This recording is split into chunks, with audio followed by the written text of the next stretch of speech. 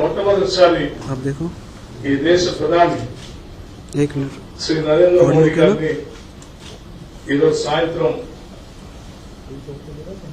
శ్రీ రేవంత్ రెడ్డి గారు ముఖ్యమంత్రిగా ఉప ముఖ్యమంత్రిగా నేను కలిసి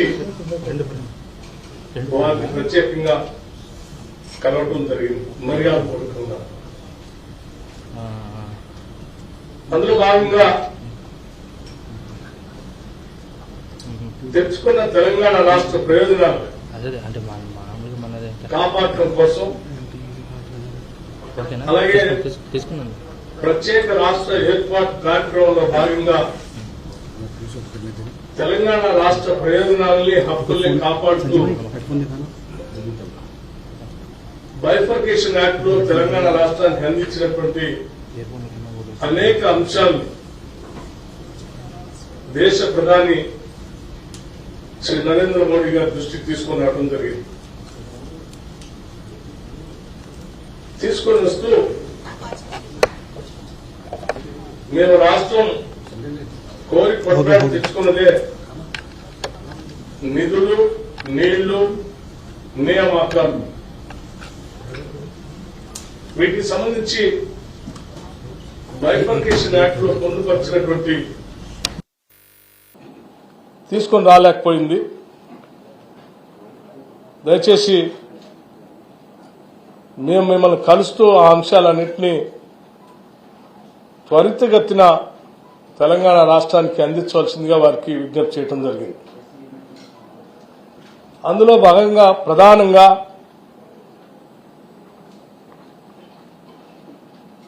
స్టీల్ ప్లాంట్ బయ్యారంలో ఉక్కు కర్మాగారానికి సంబంధించినటువంటి స్టీల్ ప్లాంట్ని, అట్లాగే కాజీపేటలో రైల్వే కోచ్ ఫ్యాక్టరీ, అలాగే గత ప్రభుత్వంలో అంది ఇచ్చినటువంటి ఐటీఐఆర్కి సంబంధించినటువంటి ప్రాజెక్ట్ని వాటిని వెంటనే అందించడమే కాకుండా ఏ నీళ్ల కోసం అయితే మేము పోరాటం చేశామో ఆ నీళ్లను తెలంగాణ రాష్ట్ర ప్రజలకు అందించడం కోసం ఒక జాతీయ ప్రాజెక్టుగా పాలమూరు రంగారెడ్డిని కూడా ఆనాటి బైఫర్కేషన్ యాక్ట్ లో తెలంగాణ రాష్ట్రానికి ఒక జాతీయ ప్రాజెక్టు ఇస్తా అని చెప్పారు. దాంట్లో భాగంగా ఈ పాలమూరు రంగారెడ్డిని పరిగణలో తీసుకుని శాంక్షన్ చేయవలసిందిగా కోరుతూ, అలాగే ఒక ఐఐఎంని హైదరాబాద్ శాంక్షన్ చేయవలసిందిగా, ఒక సైనిక్ స్కూల్ని తెలంగాణ రాష్ట్రానికి ఇవ్వవలసిందిగా, అట్లాగే నేషనల్ హైవే అథారిటీస్ సంబంధించి ఒక 14 ప్రపోజల్స్ అప్గ్రేడేషన్ కోసం మీ దగ్గర ఉన్నాయి, వాటిని పరిగణలో తీసుకొని వెంటనే శాంక్షన్ చేయవలసిందిగా, అలాగే రీఆర్గనైజేషన్ యాక్ట్ ప్రకారం బ్యాక్వర్డ్ ఏరియాస్ కు సంబంధించినటువంటి డెవలప్మెంట్ కు సంబంధించిన ఫండ్స్ గత కొన్ని సంవత్సరాలుగా పెండింగ్ ఉన్నాయి. ఇక్కడ నుంచి ఆ గ్రాంట్స్ కూడా వెంటనే రిలీజ్ చేపించి సంబంధిత ఆర్థిక శాఖ మంత్రి గారితో మీరు ఆదేశాలు ఇవ్వాల్సిందిగా కూడా వారిని విజ్ఞప్తి చేయడం జరిగింది. అందులో భాగంగానే 2019, 20, 2021, 22, 2022, 23, 2023, 24 సంబంధించి దాదాపు ఒక 1800 కోట్లు దాని పెండింగ్ ఉన్నాయి, వాటిని కూడా రిలీజ్ చేయమని అడిగాం. ఎందుకు ఈ విషయాలన్నీ వారి దృష్టికి తీసుకొచ్చామనంటే, తెలంగాణ ప్రజల యొక్క భవిష్యత్తును దృష్టిలో పెట్టుకుని ఒక అద్భుతమైనటువంటి తెలంగాణ నిర్మించుకోవటం కోసం ప్రత్యేక రాష్ట్రం తెచ్చుకుని ఉంటే 10 సంవత్సరాలు పాలించినటువంటి బీఆర్ఎస్ ప్రభుత్వం వారి ఆర్థిక అరాచకత్వంతో ఆర్థిక వ్యవస్థలన్నింటినీ కూడా చిన్నాభిన్నం చేయటమే కాకుండా మించిన అప్పులు తెచ్చి రాష్ట్రం పైన పెనుభారం వేశారు. ఈ ఆర్థిక పరిస్థితి నుంచి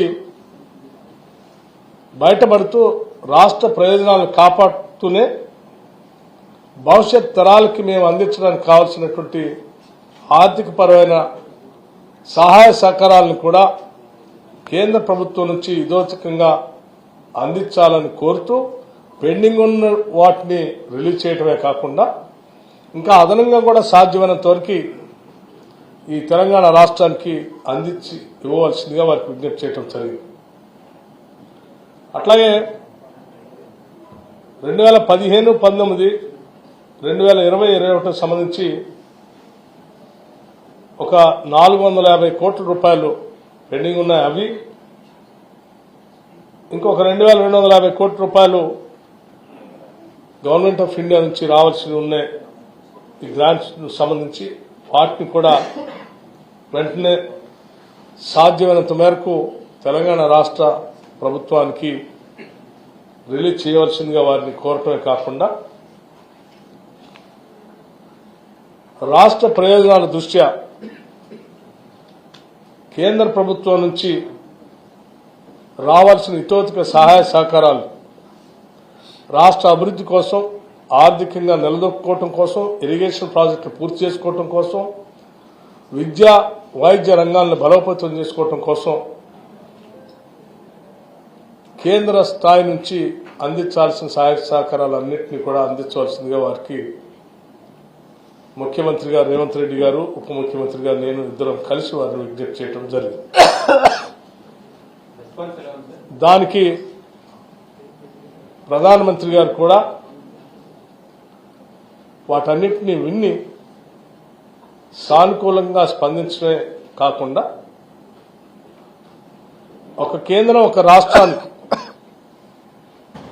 ఏ రకమైనటువంటి సహాయ సహకారాలు అందించాలో తప్పనిసరిగా ఆ స్థాయిలో, ఆ రీతిలో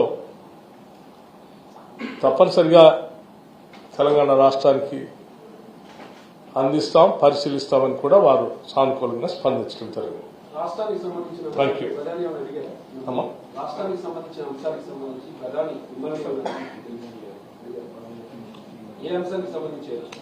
సో నేను చెప్పినటువంటి అంశాలకు సంబంధించి ఆర్థిక పరమైనటువంటి అంశాలు ఏవో పెండింగ్ ఉన్నాయో, ఇబ్బందులు ఉన్న చెప్పినటువంటి అంశాలకు సంబంధించి మేము ఆల్రెడీ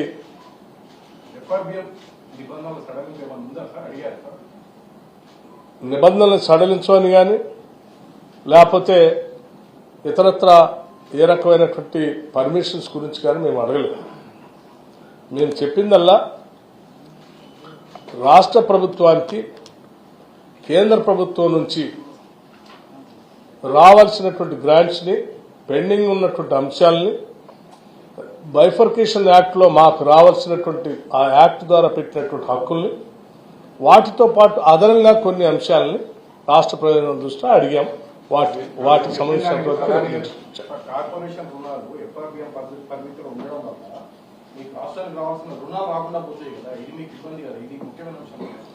రాష్ట్ర ఆర్థిక పరిస్థితి గురించి ఇతోధికంగా ఉన్న సమాచారం మొత్తం వారికి అందించాం. శ్వేతపత్రాన్ని రాష్ట్ర శాసనసభలో ప్రవేశపెట్టామన్నటువంటి అంశాన్ని కూడా వారి దృష్టికి తీసుకొచ్చాం. మొత్తం ఉన్న వ్యవస్థని ఈ రోజు తెలంగాణ రాష్ట్రం ఎక్కడ నిలబడినటువంటి అంశాలను కూడా వారి దృష్టికి తీసుకొని వచ్చాం. దానికి సంబంధించి ఈ రాష్ట్ర ప్రయోజనాలను కాపాడటానికి ఒక కేంద్ర ప్రభుత్వంగా రాష్ట్ర ప్రభుత్వానికి చేయవలసినటువంటి సహాయ సహకారాలన్నింటినీ అందించవలసిందిగా వారిని కోరాం. వారు సానుకూలంగా స్పందించారు. దాన్ని మేము లెక్కలతో సహా రాసి ఇచ్చాం. దానికి సంబంధించిన రిప్రజెంటేషన్ కూడా వారికి రాతపూర్వకంగా కూడా అందించడం కలిసిన తర్వాత కలిగింది. తెలంగాణ ప్రభుత్వానికి రాబోయే రోజుల్లో సహకరిస్తారనేటువంటి ప్రధాని సహకరిస్తారనేటువంటి నమ్మకం మీ భేటీ తర్వాత కలిగింది. ఒక రాష్ట్రానికి కేంద్ర ప్రభుత్వం ఏ రీతిలో సహాయ సహకారాలు అందించాలో ఆ రాష్ట్ర పురోగతికి మీరు అడిగినటువంటి అంశాన్ని తప్పనిసరిగా సానుకూలంగా పరిశీలించి స్పందిస్తానని ప్రధానమంత్రి గారు చెప్పారు. గత ప్రభుత్వ అవినీతిపై ఏమైనా దర్యాప్తు చేయాలని కానీ అడిగారా మీరు? గత ప్రభుత్వం చేసిన అవినీతిపై మేము ఏమేమి అంశాలు ప్రధానమంత్రి గారితో చెప్పామో మాట్లాడామో వాటన్నింటినీ ఇప్పటికీ స్పష్టంగా మీ అందరికీ వివరించడం జరిగింది.